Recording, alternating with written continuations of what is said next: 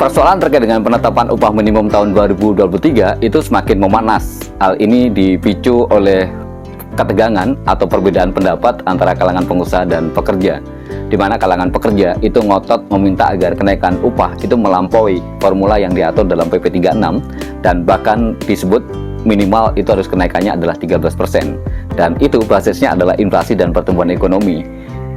Lantas apa kemudian yang menjadi sikap dari kalangan pengusaha? Kalangan pengusaha tentu saja mendukung keberadaan PP 36 dan mereka meminta agar kebijakan pengupahan tidak lepas dari PP 36.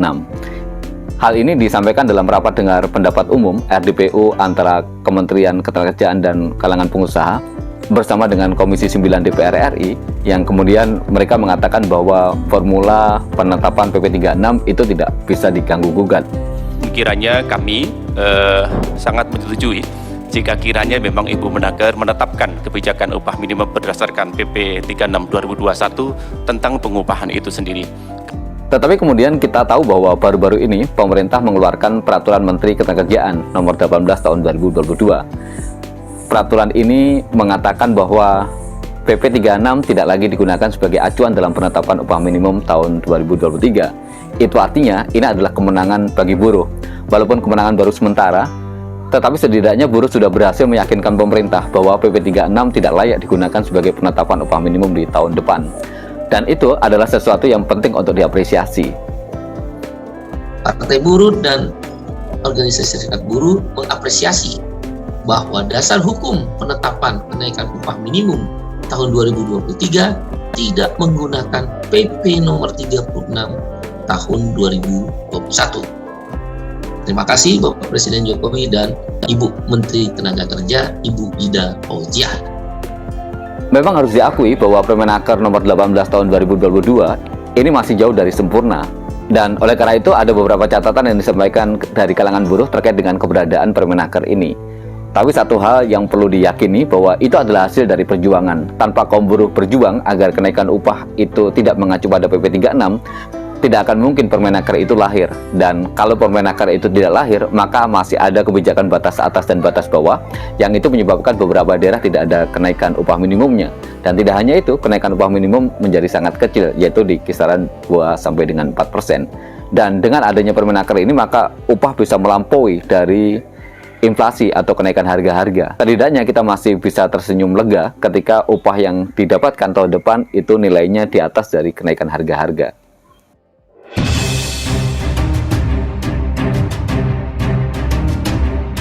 Terkait dengan hal itu, Apindo meradang. Mereka menyatakan menolak dengan tegas terkait dengan keberadaan Permenaker nomor 18 tahun 2022.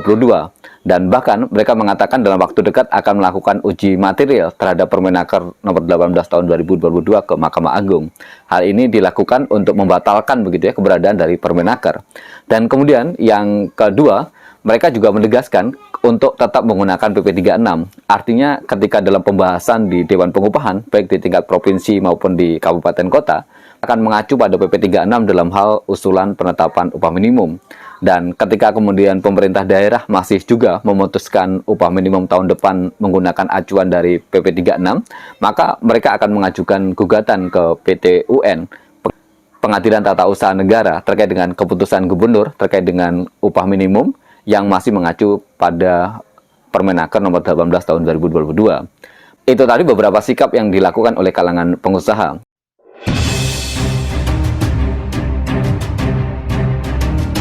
Tapi satu yang pasti bagi kaum buruh ini belum selesai. Walaupun sudah keluar Permenaker nomor 18 tahun 2022, di mana Permenaker ini menggantikan formula kenaikan upah minimum yang diatur dalam PP 36, tetapi bagi kaum buruh ini belum selesai.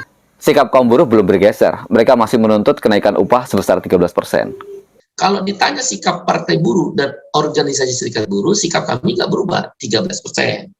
Kami berharap sekali pemerintah dalam hal ini, pemerintah pusat, gubernur, bupati, wali kota. Tentu yang paling menentukan gubernur, karena gubernur yang menandatangani surat kenaikan upah minimum. Kami berharap sekali dapat dikabulkan kenaikan upah minimum adalah 13% dengan menghitung inflasi plus pertumbuhan ekonomi. Memang di dalam Permenaker nomor 18 itu ada ketentuan yang mengatur bahwa kenaikan upah di tahun 2023 maksimal adalah 10%. Soal 10% ini juga sebenarnya dikritik oleh kaum buruh, karena yang namanya upah minimum itu tidak mengenal yang namanya maksimal. Upah minimum ya minimal, tidak bisa kemudian disebutkan bahwa maksimal kenaikannya adalah 10%. Ini kan membingungkan, di satu sisi dikatakan ini adalah upah minimum, tapi di sisi lain dikatakan ada batas maksimalnya. Dan oleh karena itu kaum buruh akan berjuang ketentuan terkait dengan maksimal kenaikan 10% itu akan menjadi kenaikan minimal. Dengan kata lain, kaum buruh ingin memastikan bahwa setiap daerah kenaikan upah minimumnya di tahun depan adalah 10%. Itu adalah kenaikan minimal. Karena memang diperbolehkan dalam Permenaker itu. Lantas pada saat yang sama, kaum buruh juga mendorong agar kenaikan upah minimum tahun depan lebih dari 10%. Setidak-tidaknya, seperti yang diusulkan oleh kaum buruh, yaitu 13%. Katakan di dalam Permenaker itu dalam salah satu klausulnya maksimal 10%. Nah, kalimat tentang maksimal kenaikan upah minimum 10% ini juga menimbulkan kebingungan dan pengertian yang keliru tentang upah minimum. Upah minimum ya upah minimum, paling minimum. Tidak ada maksimum. Maka upah minimum menjadi maksimum. Itu penggunaan kalimat yang keliru. Ya, upah minimum adalah dalam konvensi ILO nomor 133 atau Undang-Undang Ketenagakerjaan nomor 13 2003 adalah jaring pengaman, safety net, agar buruh tidak absolut miskin. Kenapa negara membuat upah minimum? Karena negara harus melindungi para rakyat, para masyarakat yang akan memasuki dunia kerja.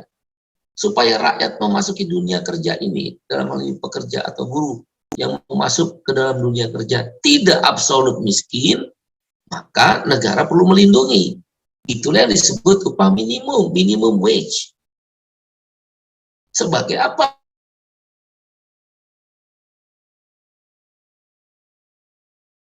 Rumusannya bagaimana? Tadi ada dua alternatif, inflasi plus pertumbuhan ekonomi, alternatif 1, atau alternatif 2, 100% kebutuhan hidup layak, atau di ILO dikenal standard living cost.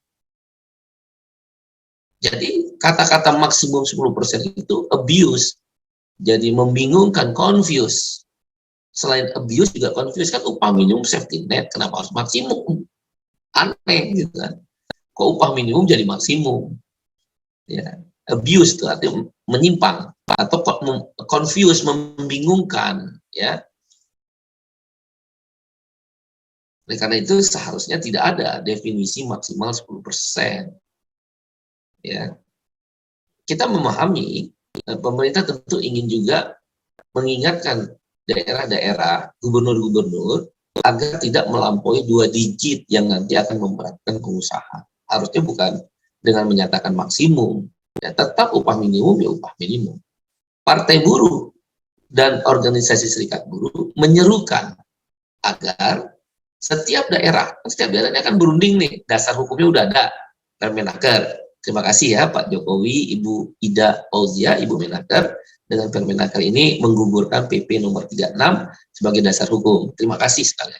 Dengan dasar hukum Permenaker nomor 18 tahun 2022, maka Partai Buruh dan organisasi serikat buruh menyerukan di tiap kabupaten kota dewan pengupahannya berjuang minimal kenaikan upah minimum 10%. Minimal 10%. Kalau lebih ya itu hasil perundingan. Perundingan dewan pengupahan itu ada unsur pemerintah, dalam hal ini diwakili oleh Disnaker, ada unsur pengusaha diwakili oleh Apindo, Kadin, ya, Kadin diwakili oleh Kadin dan Apindo, dan dalam buruh diwakili oleh serikat buruh. Maka partai buruh dan organisasi serikat buruh menyerukan UMK di tingkat kabupaten kota, UMP di tingkat provinsi, partai buruh dan organisasi serikat buruh menyerukan berjuanglah minimal naiknya 10%.